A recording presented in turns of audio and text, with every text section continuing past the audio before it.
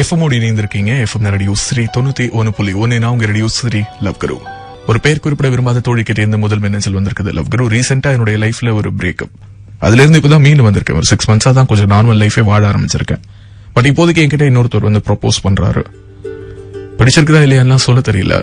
But இருந்தாலும் அவருடைய காதல் அவர் சொல்ற விதம் ரொம்ப ஸ்ட்ராங்கா இருக்குது. ஏற்கனவே ஒரு முறை நான் நிராகரிக்கப்பட்டவள் அப்படிங்கறதுனால என்னால அவ்வளவு சீக்கிரமே இவருக்கு நோ சொல்ல முடியல. தயங்குறேன், கொஞ்சம் தடுமாறுறேன். பட் அதனால மட்டுமே இது லவ் ஆகிடுமா அப்படிங்கிற ஒரு கேள்வியும் வருது. இதை நான் எப்படி ஹேண்டில் பண்றது அப்படின்னு சொல்லி கேட்டிருக்காங்க.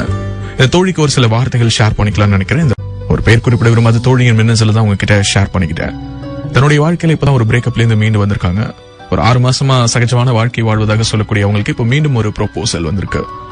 அந்த காதலை முழுமையாக அக்செப்ட் பண்ணிக்கிறதுக்கு உங்களுக்குள்ளார சின்ன தடுமாற்றம் இருக்குது. லைக் உங்களால முழுசா அந்த பையனை காதலிக்கிறேன்னு சொல்ல முடியல. அதே நேரத்தில் அந்த பையன் காதலை எக்ஸ்பிரஸ் பண்ணக்கூடிய விதம், அதனால நிராகரிக்க முடியாம தவிக்கிறதாவும் சொல்றாங்க.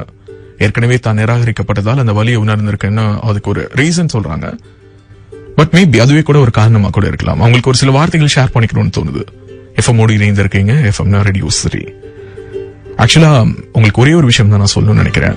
அவசரப்பட்டு எந்த ஒரு டிசிஷனும் கமிட்மெண்ட்டும் கொடுக்க வேணாம். இப்போ அவர் உங்ககிட்ட ப்ரொபோஸ் பண்றாரு இல்லையா, அதை கொஞ்சம் டைம் எடுத்து அனலைஸ் பண்ணி பாருங்களேன். ஏன்னா இப்பதான் ஒரு நார்மல் லைஃப்க்கு வந்திருக்கீங்க. மறுபடியும் உங்களுடைய வாழ்க்கையில இன்னொரு காயத்தை உங்களால சந்திக்க முடியாது. உடனடியாக இன்னொரு காயம் ஏற்படும் போது அது ரொம்ப வலிக்கும். அந்த ஒரே ஒரு நல்ல எண்ணத்தின் அடிப்படையில மட்டும் தான் சொல்றேன். மற்றபடி ஒரு பிரேக்கப், அதற்கு பிறகு இன்னொரு ஸ்டார்ட் அப் எல்லாம் வரக்கூடாது, அவங்களே நினைச்சிட்டு ஃபீல் பண்ணிட்டு இருக்கணும், அதுக்காக ஃபீல் பண்ணாதான் அந்த காதல் உண்மைலாம் நான் சொல்ல மாட்டேன். பட் 6 months அப்படிங்கிறது போதுமா, அல்லது இன்னும் கொஞ்சம் உங்களுக்கு டைம் தேவைப்படுமா அப்படின்னு கூட பாருங்க.